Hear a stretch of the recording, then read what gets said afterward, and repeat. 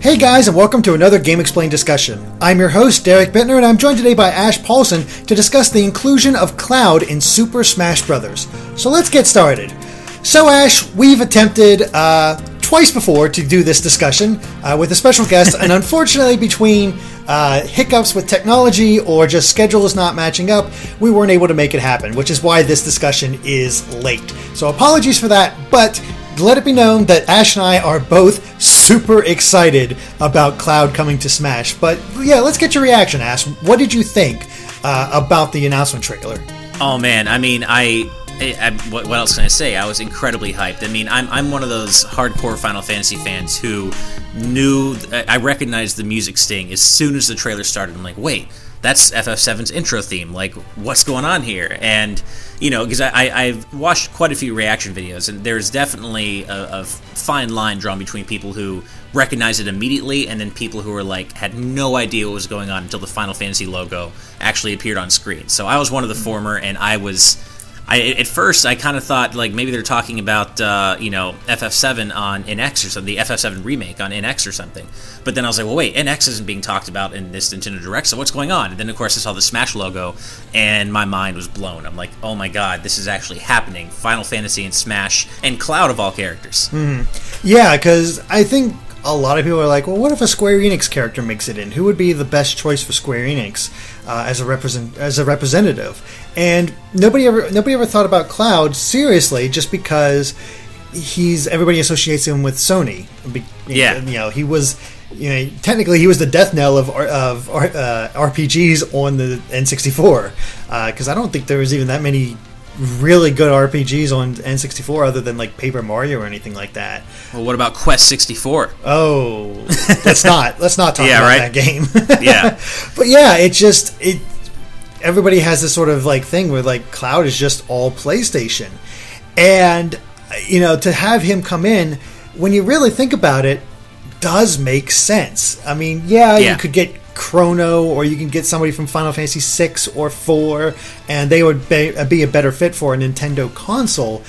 But Cloud is who everyone thinks of when they think of JRPGs. He is the poster boy, because that's the one that a lot of people started out with, and myself included. Final Fantasy VII was my first RPG, so, you know, you got your spiky hair protagonist, and there he is. Yeah, I mean, you know, people like to poke fun at Smash Brothers for having too many anime spiky-haired swordsmen, you know, in the roster. But Cloud is the original anime spiky-haired swordsman. Like he's the one who created that trope, so he gets a free pass, in my opinion. But you know, look, I started RPGs with FF6, so you know, personally, FF7 is not my favorite Final Fantasy. I like it a lot, but I think it's slightly overrated. And Cloud isn't my favorite Final Fantasy character either. That said, if there's ever going to be a Final Fantasy character in Smash, it was always going to be Cloud. And I mean, I'm not saying I would prefer someone like Terra or Celis or something. I think that'd be super cool. But fan-wise, not a whole lot of people know who those characters are. Cecil, you know, whatever, compared to Cloud. And, you know, Smash is, more than anything, it's a celebration of Nintendo, and it's also a celebration of gaming. And so, for that sense, you need all-star characters like Mega Man, Pac-Man, and Ryu. Like, Ryu is Mr. Fighting Game. I know some people complained about Ryu back when he was announced, but when you think fighting games, you think Ryu. He is Mr. Fighting Game, just like Cloud is Mr. RPG, or JRPG. So, it makes perfect sense. And look, I would love to get Sora someday. I'm a huge Kingdom Hearts fan, and Sora's appeared in several Nintendo games. I mean, I think that'd be super cool, but as a first Square Enix character, if there is to only be one, Cloud has to be it. Yeah, it just makes sense. I mean, as you said with Ryu, I mean, he was part of the game that really brought fighting games to the main appeal, like introduced fighting games really with Street Fighter 2. Yeah. And it was, you know, there is a huge impact there, and again, Cloud is the one that brought RPGs to the masses, and let people know, because I still remember, like, moments in that game, even just the commercial and marketing for that game, so much. It's so ingrained in me. And, as time went on, 7 is not my favorite Final Fantasy either. That would be Final Fantasy 9. But the 7 is still important for various reasons, and I think it still holds up in many ways. Translation's not one of them, but no, definitely not. So that's neither here nor there. But yes, I do think he is appropriate to be in this game. But let's talk about his actual moveset. What do you think of basically how he plays from what you've seen? It's Sakurai 101. I mean, Sakurai is known for infusing so many of these third-party characters with so much fan service and making sure they really appear, how fans would want them to appear, and working in all those little references and things like that. And in that sense, Cloud looks super cool. I mean, there's so many cool little references to pick up on in his trailer. The fact that his moveset is comprised of so many of his limit breaks from the game, I mean, it seems like, as usual, Sakurai is staying truly faithful to Final Fantasy VII itself in terms of how Cloud plays within Smash. So, I mean, I was just having a great time during the trailer, just kind of trying to pick out all the little references I noticed, and then you and I did the trailer analysis, and that was even more fun because we got to really hone in on everything in the trailer. And, I mean, it could be said that we already have enough characters with swords in Smash Brothers. I never really understood that argument, but Cloud's Buster Sword seems to have a lot of range, similar to Shulk's Monado. And I would say from what we've seen footage-wise, it looks like he's somewhat of I guess he seems to be something of a middle ground between Shulk and Ike, if I had to guess. He seems to be a little faster than Ike and maybe not quite as overwhelmingly strong, but, he's not really slow either. So I don't know, it's going to be interesting to see where he falls in the pantheon of sword users in Smash Brothers. For the size of that sword, he does seem rather quick. And I was, as we were doing, taking notes for that analysis, I was always so impressed just looking at him and the smoothness of his motion and how he was able to wield that sword. You could see him adjusting the sword, holding on to it, slowly shifting its weight to go along with his body, and it's all just so beautifully animated and makes it seem like they really cared about getting those movements right and having it make sense that he's able to use this giant sword so easily, so that he doesn't seem like he's going to be powerful, and he has a lot of range, but he doesn't seem like he's going to be super slow. He's not going to be the fastest, of course, but he's not going to be huffing along trying to catch up to people. Yeah, I mean, no, character animation is something that Smash does so well, especially the Smash Wii U and 3DS. I mean, look at how perfectly they replicated Mega Man's movements. I mean, that's something that clearly, those little details are something that the Smash team really cares about nailing, because that is how fans expect to see their characters in this game.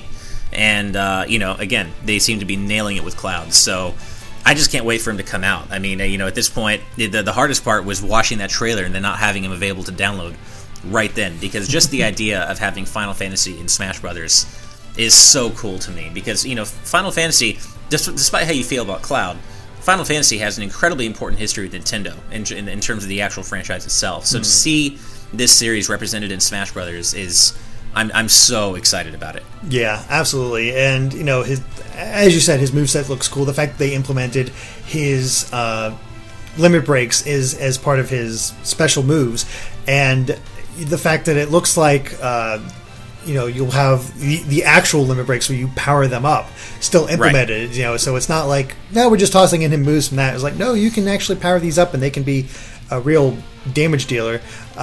Still somewhat unknown how it's all going to work out, but from what we've seen, it just looks like it's really cool how you can power up a move and then use it in order to do a even better one. And Cloud is kind of unique in the fact that he does have a long-range move, with the Blade Beam. Yeah. Which is very unique. Yeah, a lot of sword users don't really have projectiles, so that kind of gives him a little extra utility there. And in terms of the limit break mechanic, of course, no one really knows quite how it's going to work yet. But in the time since the reveal trailer, I've been able to kind of mull it over in my head, and I have come up with one possibility that I personally think would be cool. I don't know if that's what it's going to be, but given that Sakurai likes to replicate these mechanics from the games they come from, I think it'd be pretty cool and not impossible if that limit meter charged faster depending on how much damage Cloud has taken. So if we work with the theory that let's say you charge his limit meter with his down B, let's say, it would charge a lot slower at 0% versus 85 or 125%. So there's kind of that risk reward mechanic where is he he's super damaged, you leave him super vulnerable, but his limit meter will charge really quickly, allowing him instant access to those powered up versions of his moves. Oh, that'd be really cool. That would be. I think it'd be great. Yeah, just to have that one mechanic sort of mimic Lucario. Oh, exactly. That'd be really cool. Yeah. Because there has to be a way to balance that, because if you can just instantly get those powered up moves, they look so powerful. They of course they're going to balance that. They're not. Well, I mean, there might be like a cooldown period. I mean, maybe the limit break meter itself would charge faster if you're more damaged, but then either way there would be a cooldown period if you successfully charge it all the way. Yeah, which would make sense. Yeah. That'd be cool. And then you just have the amazingness that is his Omni Slash Final Smash. The animation itself is sort of like an interesting mix between Marth and Ike. But just seeing him go around doing all the slashes, it just looks so cool. And I love the fact that even if you catch one person, you can still damage everybody else because of that finishing move where the explosion happens. Yeah, no one is safe. And of course, I think we see it done on the Kalos Pokemon League stage, which is a fairly small stage, so I'm kind of curious to see just how big that explosion is on bigger stages like Temple, for example, or any other large stage. But yeah, I mean, no one seems to be safe when Cloud successfully lands an Omni Slash, and of course, what else was his Final Smash ever going to be? And I love how perfectly they seem to have replicated it, because I know I recognize some of those specific slashes from Advent Children. So, and yeah, it may look a lot like Great Ether, but it definitely has its own, its own flavor. And I love that part in the trailer where Ike kind of stands in for Sephiroth, and you get those, dramatic flashes that happen before the actual final battle in 7. Yeah. It's so cool. The references they were able to replicate in the game is just so awesome. Yeah. I love that. The fact that it has a different costume too that replicates Advent Children, which again in the grand scheme of things is kind of mind-blowing, because that is a completely Sony owned product. Yeah. Advent Children was made by Sony Pictures. Yeah, it's owned by Square, but still. Yeah, I mean, even if you don't even consider that, just consider the ultimate irony in the fact that Cloud is coming to Smash Brothers before PlayStation All-Stars. I mean, and the story goes that they tried to get Cloud for PlayStation All-Stars, and Square said no, which is even funnier. So it's really interesting how things have really kind of come full circle here, with Cloud representing Square's departure from, or at least Final Fantasy's departure from Nintendo. And now Cloud is this, high-profile third-party character coming to Smash before he even appeared in PlayStation All-Stars. It's hilarious, in my opinion. It just goes to show that it doesn't matter what game developer it is, they love to see their character in Smash Brothers, because it is just so omnipresent, and it is a celebration of video games. That's why we've seen people at Microsoft say, yeah, we'd love to give them Banjo-Kazooie or something like that, to get a Microsoft character into the game, which is just funny to think about. That's how big Smash is now. Yeah, and I mean, I feel like there is a slight difference between a character like Banjo-Kazooie, who does have a legacy on Nintendo despite being now owned by Microsoft, and say Master Chief. I don't think we'll ever see Master Chief in Smash Brothers, but which is fine. But Banjo, hey, if they're willing to give up Banjo-Kazooie for Smash Brothers, I say hell yeah, let them do it. Oh yeah, I would love that. That'd be cool. And then so would tons of other people. A lot of people think that Banjo-Kazooie was a better 3D platformer on the N64 than Mario 64, so it would make sense. Oh yeah, I mean, I'm among them, so I would be overjoyed to see them join the roster. But either way, Cloud's here. I'm super happy for him, and man, how about that stage, right? Yeah, that's man, just to see get a brand new stage. Like, it seems like when Ryu got his stage along with it, I was like, okay, that's kind of cool. It has a kind of a different aspect to it, but there was nothing really that exciting about Ryu's stage, other than just the history behind it. Right. But Midgar, they've gone all out. I mean, the stage itself looks gorgeous, and then to introduce all of the different summons and all their introductions, holy crap! I know, they just look incredible. And I like how they look specifically like their FF7 forms or their FF7 designs, which is a great callback. Yeah, I mean, just having all these summons here, the fact that we get Odin doing his Zantetsuken, splitting the stage in half, is so what a cool little touch. I mean, it looks just like you use it in a battle in FF7. And personally, I'm a big fan of Shiva, so I'm sad that she seems to have been left out. But I also understand why, given her overall nakedness.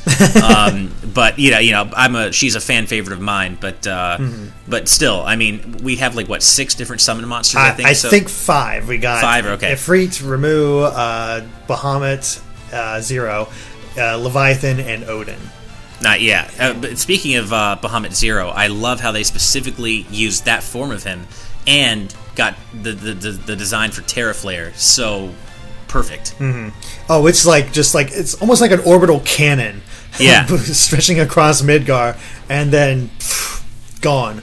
It's so fun to watch. Like if it wasn't for that summon, I'd say Odin was probably the coolest. Yeah, but Bahamut Zero would just, my God. The only thing better is if, I would love it if, in a rare instance, if you get that, because most people assume that you actually grab the red summon materia, and that's who actually controls the actual summon, and so they can avoid getting damage. No, that's just a theory. I don't know if it's actually true or not. Right. But if it is true, and that's how it is triggered, wouldn't it be awesome in in a 1 in 999 chance Knights of the Round actually that appears. Would be so cool. I mean, it would be hugely unbalanced, but hey, Midgar is not a competitively viable stage anyway, based on what I've been, all the complaining I've been seeing about among super pro players. So, yeah, I say bring it on. I'd love to see Knights of the Round happen super, rarely, and just have it be this completely,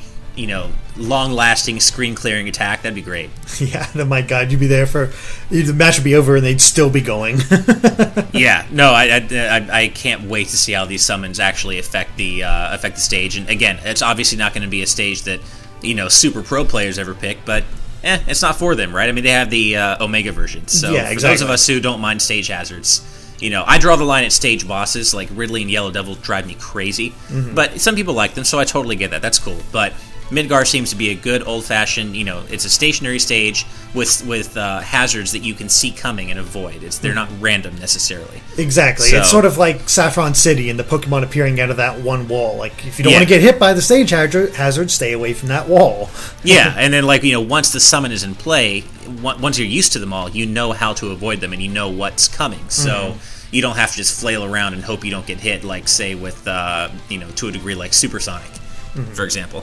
Yeah, it's just a really cool level. I love how they were able to just really inspirit the game, and it's dark, but it also feels kind of colorful, and I just it's just an impressive display. This is a true labor of love, which is kind of funny to say, of course, because it is, you don't think about it in terms of Sony and Nintendo. Yeah, I mean, a lot of people do, like you said, they see Cloud as a Sony character, but it really is important to remember that at the end of the day, he is a Square Enix character, and they can do whatever they want with him. So it really, even though people associate him with kind of the birth of Final Fantasy on PlayStation, doesn't really mean a whole lot in terms of, him being a PlayStation character.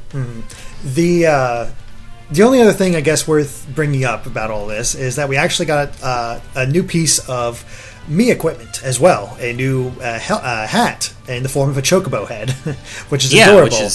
I love that. Yeah, so I'm kind of curious, what other costumes we'll see, Mii costumes we'll see for this whole DLC round, for Cloud. Could we get to see? Obviously, we could easily see other Final Fantasy characters pop in and have different costumes for them.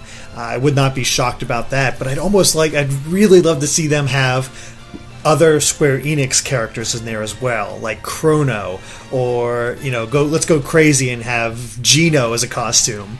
That sort of thing. I would love that personally. I think a Moogle hat is a shoe-in personally. I mean, having a little pom-pom there is going to be super cool. And Moogles are just as much mascots of Final Fantasy as Chocobos are. So that seems like, a pretty safe guess. I don't know if they'll take it outside Final Fantasy. I think it would be cool if they did. I love Chrono. I mean, Chrono Trigger is my favorite game of all time. But I think staying within Final Fantasy is probably more likely. So I feel like if we get character with hats or whatever, we probably get characters like Lightning, or maybe Cecil or things like that, like well-known Final Fantasy characters who aren't necessarily at the level of Cloud in terms of popularity, but still really well known among the fan base. Mm-hmm. Yeah, I can see both ways. Like I can see there's a lot of Final Fantasy stuff to draw from. Obviously, yeah, there is so much. Like there's mascots where you can get Tonberry, you can get Cactar, you can get so many other iconic monsters from Final Fantasy and just make them hats, and people would be, would love it. But there's a real opportunity here to have other characters from it, especially since we've gotten Sega characters and Namco characters that aren't part of like Sonic and Mega Man, and Pac-Man and all that. Yeah, it's impressive. Real quick, before we top this off though, because I almost forgot, because this is an important part, especially with you. Music. What music do you think we'll see for Midgar? Well, I'll just say this: I would not want to be the person, probably Sakurai in this case, who has to actually pick which songs make it into a Final Fantasy stage. I mean, can you imagine being the person who has to cut music? Oh gosh. Like this is FF7's soundtrack, and like even more than that, it's Final Fantasy soundtrack music. So how do you? It's like choosing a favorite child. How do you cut amazing music? But no, I mean, I think it's pretty much a given that we'll have at least the battle theme, boss theme, Genova theme, and One Winged Angel in the stage. Personally, I hope, at least for One Winged Angel, I hope it's the Advent Children version, because I don't feel like the original FF7 version has aged all that well with the synthesizers and things like that. But, either way, we're definitely going to get some version of One Winged Angel there. That's a track that I could see them almost doing a remix for. Like, they'll have the classic version, and then, like, here's the remix. I could totally see them putting the effort in for that. Another musical piece that I'm pretty sure is going to be in there is the Chocobo theme. Oh, it has to be. That's just too good not to have in there. And there are actually a couple of different versions of the Chocobo theme in 7. There's the rodeo Chocobo theme when you're actually doing the Chocobo races, and then there's the one where you're just I think it's called Brass de Chocobo, possibly. That might be from 10. But either one, the one where you're running around on the world map with the Chocobos. So there are a couple different ones for them to choose from, but personally, given how chaotic Smash tends to get, I kind of hope it's the rodeo version, because that would be kind of funny. Yeah, it would be. I mean, there's so many fun ones they can choose from, and so many great musical pieces. I know one I'd personally like to see, and it may not sound like it fits at first, but I think it does, is Sid's theme, because it's kind of got that melancholy, epic sound to it, where you could certainly stage a few really epic battles given all the characters in this game.